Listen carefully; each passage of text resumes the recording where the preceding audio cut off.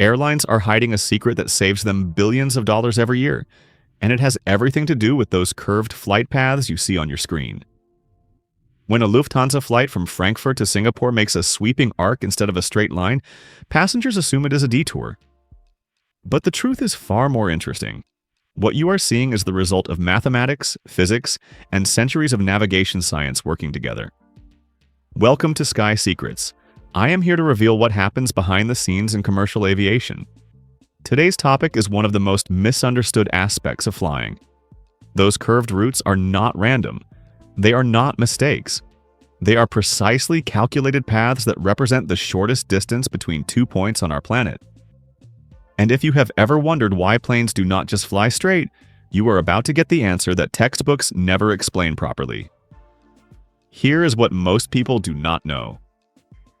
A Boeing 777 flying from New York to Hong Kong will follow a path that curves dramatically northward. This route can reduce the flight distance by over 1,000 kilometers compared to what appears straight on a standard map. Flight dispatchers and airline operations centers spend years perfecting these calculations. The fuel savings alone can exceed $20,000 per flight. Let me show you the exact science. Let me start with a simple experiment. Take any world map hanging on your wall or open one on your computer. Now draw a straight line between London and Los Angeles. That line probably cuts across the Atlantic Ocean, maybe passing somewhere near the middle latitudes. That feels right, does it not? It looks like the shortest path. But here is the problem. That map is lying to you. Most world maps use something called the Mercator projection. This system was created in 1569 by a Flemish cartographer named Gerardus Mercator. It was brilliant for ship navigation because it showed compass directions as straight lines. Sailors could plot a course and follow it with their magnetic compasses. However, the Mercator projection has a fatal flaw when it comes to showing true distances. It stretches areas near the poles and compresses regions near the equator. Greenland looks almost as large as Africa on a Mercator map, but in reality, Africa is 14 times bigger. This distortion does not just affect size, it completely warps our understanding of distance and direction.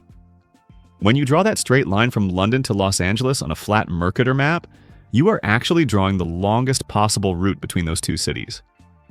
The real shortest path curves dramatically northward, passing near Greenland and the Arctic Circle. This is not a detour, this is geometry working on a sphere, which is exactly what Earth is. So what is the actual shortest distance between 2 points on a sphere?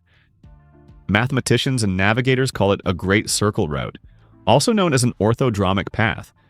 Imagine taking a globe and stretching a string tightly between two cities. That string will naturally follow a curved path when you project it onto a flat map. This curve represents the Great Circle. A great circle is any circle that divides a sphere into two equal hemispheres. The equator is a great circle. Lines of longitude are great circles. But most importantly for aviation, the shortest path between any 2 points on Earth will always follow a segment of a great circle. Here's why this matters for airlines. A flight from San Francisco to Dubai covers approximately 13,000 kilometers. If an airline tried to fly what looks like a straight line on a Mercator map, staying at roughly the same latitude the whole way, the actual distance would be nearly 14,200 kilometers. That is 1,200 extra kilometers of flying. At typical cruising speeds of around 900 kilometers per hour, that represents over an hour of additional flight time and thousands of liters of wasted jet fuel. Instead, flights from San Francisco to Dubai curve dramatically northward, sometimes passing near the Arctic Circle before descending back down toward the Middle East. This arc is not a detour. It is the most direct path possible when you account for the spherical nature of our planet. Airlines save massive amounts of money by following these great circle routes, and passengers arrive at their destinations faster. Let me give you some numbers that will shock you. A modern wide-body aircraft like the Boeing 787 Dreamliner or Airbus A350 burns approximately 5,000 to 7,000 liters of fuel per hour during cruise flight. Jet fuel costs fluctuate, but let us use an average price of around 70 cents per liter. That means every hour of flight costs between $3,500 and $4,900 in fuel alone.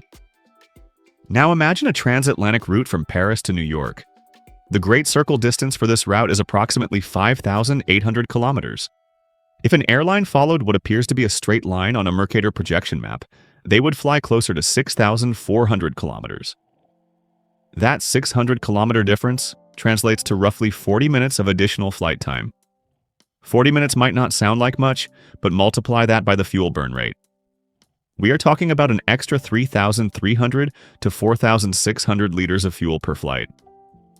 At 70 cents per liter, that is between $2,300 and $3,200 wasted on a single flight. Now multiply that across hundreds of flights per day, thousands of aircraft worldwide, and millions of flights per year. The industry would be hemorrhaging billions of dollars annually if they ignored Great Circle navigation. This is why every major airline employs teams of flight dispatchers and performance engineers who do nothing but optimize routes. But wait, there's more to the story. Airlines do not just follow pure Great Circle routes. They also take advantage of powerful high-altitude wind currents called jet streams. These are narrow bands of fast-moving air that typically flow from west to east at altitudes between 9,000 and 12,000 meters. Jet stream winds can reach speeds of 300 to 400 kilometers per hour. When a flight is traveling eastbound from North America to Europe, for example, flight planners actively seek out these jet streams. By positioning the aircraft inside a strong tailwind, they can add hundreds of kilometers per hour to the ground speed without burning any extra fuel. A Boeing 777 that normally cruises at 900 kilometers per hour relative to the air around it might achieve a ground speed of 1,000 to 100 kilometers per hour when riding a powerful jet stream. The opposite is also true. Westbound flights from Europe to North America fight against these same winds. In these cases, dispatchers plan routes that avoid the strongest parts of the jet stream, even if it means deviating slightly from the pure Great Circle path. Sometimes the most fuel-efficient route is not the shortest distance, but rather the path that minimizes headwinds or maximizes tailwinds. This is why you might notice that eastbound transatlantic flights often take significantly less time than westbound flights on the same route. The difference can be as much as 60 to 90 minutes. Let me show you some real examples that demonstrate just how dramatic these curved routes can be.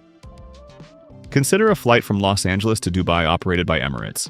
If you track this flight on any aviation app, you will see it curves far to the north, passing over Canada, Greenland, and Scandinavia before descending into the Middle East. On a flat map, this looks absurd. It seems like the plane is going thousands of kilometers out of its way. But here are the facts. The Great Circle distance from Los Angeles to Dubai is approximately 13,400 kilometers. The flight time is typically around 16 hours. If the aircraft tried to maintain a constant latitude, flying what looks straight on a Mercator map, the distance would increase to over 1,800 kilometers. That is 1,400 extra kilometers. At cruising speeds, that would add 90 minutes to the flight and burn an additional 10,500 liters of fuel. At current prices, that is over $7,300 in wasted fuel per flight. Another striking example is flights between Santiago, Chile, and Sydney, Australia. These cities are almost directly opposite each other on the globe. The Great Circle route passes over Antarctica. While commercial flights do not actually fly over Antarctica for safety and regulatory reasons, they curve as far south as permitted by operational limits. This routing can save over 2,000 kilometers compared to flying through the Northern Hemisphere. Here's something that frustrates aviation experts.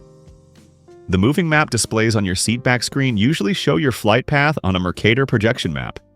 This means you see a curved line that appears to be taking the long way around. Many passengers look at this and think something is wrong. They wonder why the pilots are not flying straight. Some even worry that the plane is off course.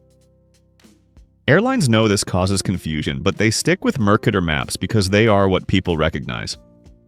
Switching to a globe view or an azimuthal projection map, which would show Great Circle routes as straight lines, would be too unfamiliar for most passengers.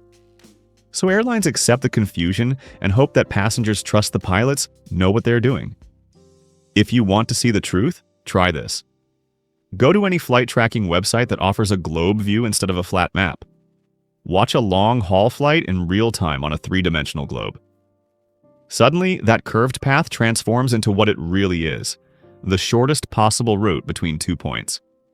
The curve disappears when you view it on the correct representation of Earth. What looked like a detour on a flat map now appears as a perfectly logical straight line stretched across a sphere.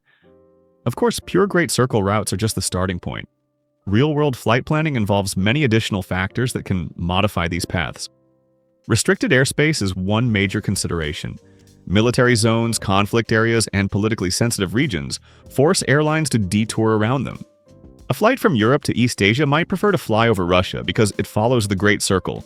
But if geopolitical tensions close that airspace, the plane must take a longer southern route through the Middle East and India. Weather is another critical factor.